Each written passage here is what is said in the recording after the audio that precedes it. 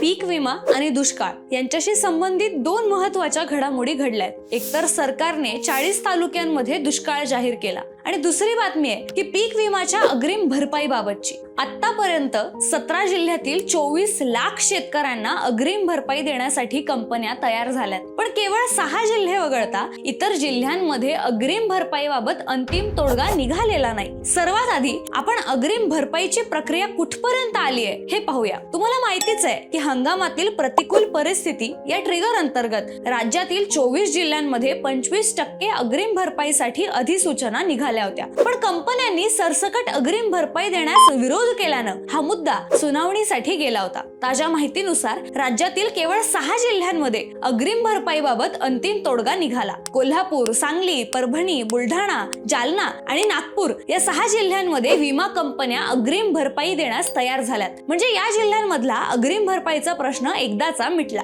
कंपन्या या जिल्ह्यांमध्ये सोयाबीन पिकासाठी अग्रिम भरपाई देणार आहेत, तर राज्यातील आणखी 11 जिल्ह्यांमध्ये काही प्रमाणात तोडगा निघालाय, पण अंतिम तुकडा पडलेला नाही। अंतिम तोडग्यासाठी या जिल्ह्यांना आणखी काही दिवस वाट पाहावी लागते आणि लागू शकते। यात छत्रपती संभाजीनगर, अकोला, नगर, वाशिम, धाराशिव, अमरावती, नाशिक, जळगाव, सोलापूर, सातारा आणि लातूर या जिल्ह्यांचा समावेश आहे। विमा कंपन्यांनी या 11 जिल्ह्यांमधील काही मंडळांमध्ये अग्रिम भरपाई देण्यास नकार दिलाय। कंपन्या ज्या मंडळांमध्ये अग्रिम भरपाई देण्यास तयार आहेत त्या मंडळातील शेतकऱ्यांची यादी जाहीर करण्यात आली। याची माहिती आम्ही तुम्हाला ॲग्रिकोला YouTube चॅनल वरून देणार आहोतच, परंतु ॲग्रिकोलाच्या व्हॉट्सअप चॅनलवरही अगदी रेग्युलर अपडेट आम्ही देत असतोय। त्याची लिंक डिस्क्रिप्शन मध्ये देत आहोत, एकदा नक्की चेक करा। चला मूळ विषयाकडे पुन्हा एकदा येऊया। मिळालेल्या माहितीनुसार आतापर्यंत अग्रिम भरपाईसाठी पात्र ठरलेल्या शेतकऱ्यांना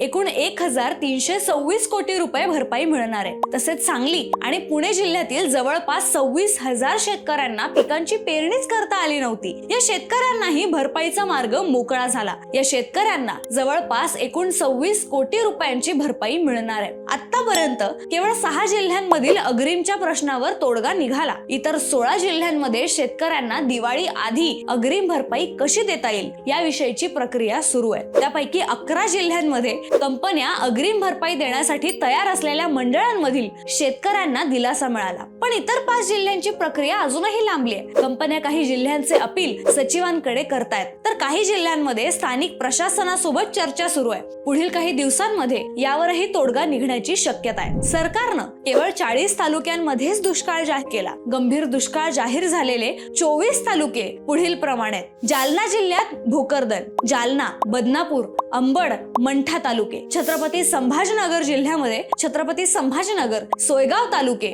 बीड जिल्ह्यात वडवणी, धारूर, अंबेजोगाई तालुके। लातूर जिल्ह्यात रेणापूर तालुका। धाराशिव जिल्ह्यात वाशी, धाराशिव, लोहारा तालुके। पुणे जिल्ह्यात पुरंदर, सासवड, बारामती तालुके। सोलापूर जिल्ह्यात बार्शी, माळशिरस, सांगोला तालुके। नंदुरबार जिल्ह्यात नंदुरबार तालुका। जळगाव जिल्ह्यात चाळीसगाव तालुका। नाशिक जिल्ह्यात मालेगाव, सिन्नर आणि येवला तालुके। तर मध्यम स्वरूपाच्या दुष्काळ यादीतील 16 तालुके पुढील प्रमाणे: पुणे जिल्ह्यात शिरूर, दौंड, इंदापूर तालुके। सोलापूर जिल्ह्यात करमाळा आणि माढा तालुके। सातारा जिल्ह्यात वाई, खंडाळा तालुके। कोल्हापूर जिल्ह्यामधले हातकणंगले, गडहिंग्लज तालुके। सांगली जिल्ह्यात शिराळा, कडेगाव, खानापूर विटा, मिरज तालुके। धुळे जिल्ह्यातला सिंदखेडा तालुका। बुलढाणा जिल्ह्यात बुलढाणा, लोणार तालुके। दुष्काळ जाहीर केलेल्या तालुक्यांना नेमकी काय मदत मिळणार? 1. जमीन महसुलात सूट मिळेल। 2. पीक कर्जाचे पुनर्गठन होईल। 3. शेतीशी निगडीत कर्जाच्या वसुलीला स्थगिती मिळेल। 4. कृषी पंपाच्या चालू वीज बिलात 33.5% सूट। 5. शालेय किंवा महाविद्यालयीन विद्यार्थ्यांच्या परीक्षा शुल्कात माफी मिळेल। 6. रोहयो अंतर्गत कामाच्या निकषात काही प्रमाणात शिथिलता। 7. आवश्यक तेथे पिण्याचे पाणी पुरवण्यासाठी टँकर्सचा वापर। 8. टंचाई जाहीर झालेल्या गावांमध्ये शेतकऱ्यांच्या शेतीच्या पंपाची वीज जोडणी खंडित करणार नाही. सरकारनं केवळ 40 तालुक्यांमध्येच दुष्काळ जाहीर केल्यानं सरकारच्या विरोधात शेतकऱ्यांमध्ये मोठी नाराजी आहे. शिवसेनेचे माजी आमदार प्राध्यापक शरद पाटील यांनी राज्यात 90 तालुक्यात दुष्काळाची स्थिती असताना केवळ 40 तालुक्यांमध्ये सरकारने दुष्काळ जाहीर केलाय अशी टीका केली. तर सत्ताधारी भाजप, शिवसेना शिंदे गट आणि राष्ट्रवादी अजित पवार गटाच्या आमदारांच्या तालुक्यात दुष्काळ जाहीर झालाय असा आरोप सुद्धा त्यांनी केलाय. पण सरकार म्हणतंय की केंद्र सरकारच्या निकषांनुसार 40 तालुक्यात दुष्काळ जाहीर केला असून ज्या इतर तालुक्यांमध्ये दुष्काळ सदृश्य स्थिती आहे तिथे पंचनामे करून आवश्यक त्या उपाययोजना करण्यात येतील. बाकी शेतकऱ्यांना अतिशय कामाचे असे माहितीपूर्ण व्हिडिओ आम्ही बनवत आहोत. त्यामुळे हा व्हिडिओ लाईक कराच, पण त्यासोबत एका तरी शेतकऱ्याला शेअर करायला विसरू नका. बाकी व्हिडिओचं डिस्क्रिप्शन आवर्जून चेक करा.